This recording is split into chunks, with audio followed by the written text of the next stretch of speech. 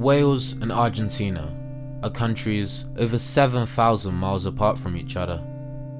So why then is there a whole community of Welsh speakers in Patagonia?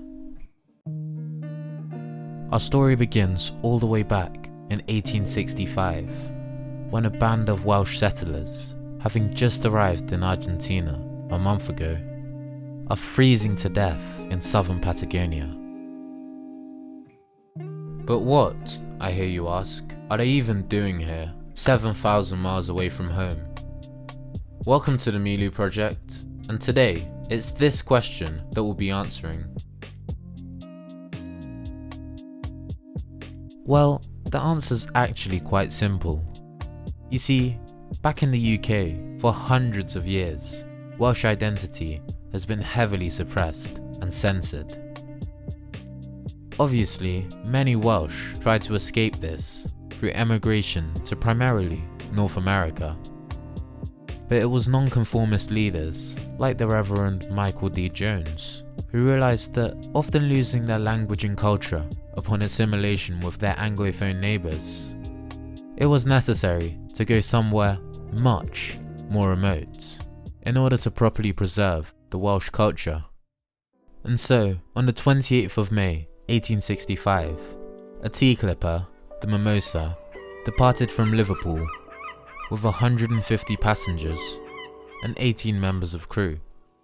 But there's a problem, because they've kind of been tricked. The Welsh had been led to believe that Patagonia, just like their native Wales, was a lush, green, and most importantly fertile breadbasket. In reality though, it's barren, inhospitable, with few trees for building shelter with, no water, and little food. So they have to improvise and begin chipping away at the soft rocks of the cliffs in the bay to build homes for themselves. After receiving supplies from Europe and some help from the native Tehuelche people, the Patagonian settlers finally stomached up the courage to make the inland trek to the proposed site for their colony in the Chubut Valley. But the point is, life for the next 10 years was extremely bleak. In fact, the Patagonians don't have any successful harvests. It pretty much looks like everyone's gonna die. Like the 7,000-mile journey was completely futile.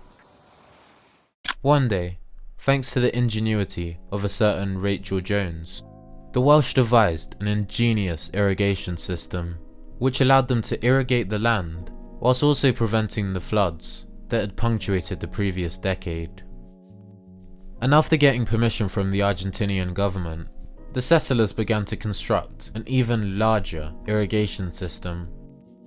And it was in this way that they transformed the Chubut Valley from a desolate, scrub-filled semi-desert into one of the most fertile, agriculturally productive regions of Argentina.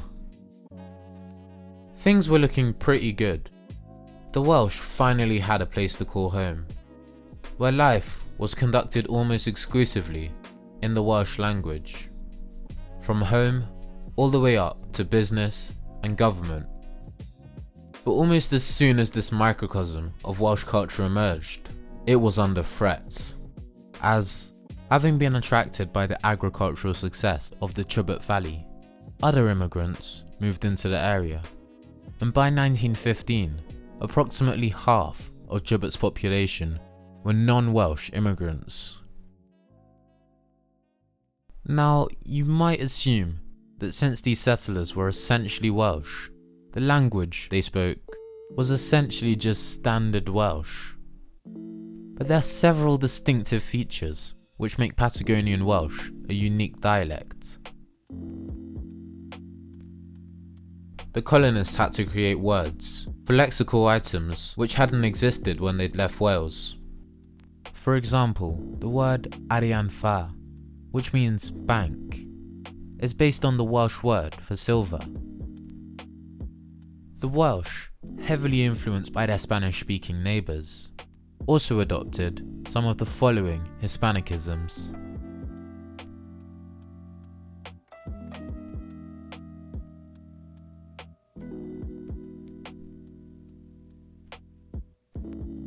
In In opposition to this Hispanicization were those like Lewis Jones, who through the establishment of newspapers like the Drafod, sought to promote Welsh culture in the Patagonian settlements.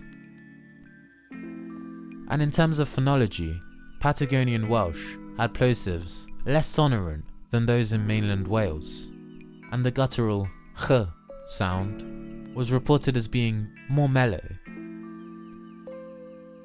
Today, most speakers of Patagonian Welsh born after 1970 are likely to be bilingual, and thus speak Welsh with a Spanish intonation if they speak it at all.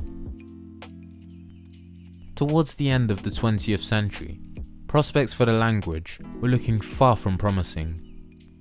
But thanks to the British Council's 1997 establishment of the Welsh Language Project, an initiative where teachers of Welsh from Wales were deployed to the Chubut region of Argentina, many are now learning Welsh as a second language at school. And today, it's reckoned that there are over 5,000 speakers of the dialect. Anyway, that's all for this week. If you found this video informative, please consider leaving a like, subscribing, and don't forget to tune in for next week's episode.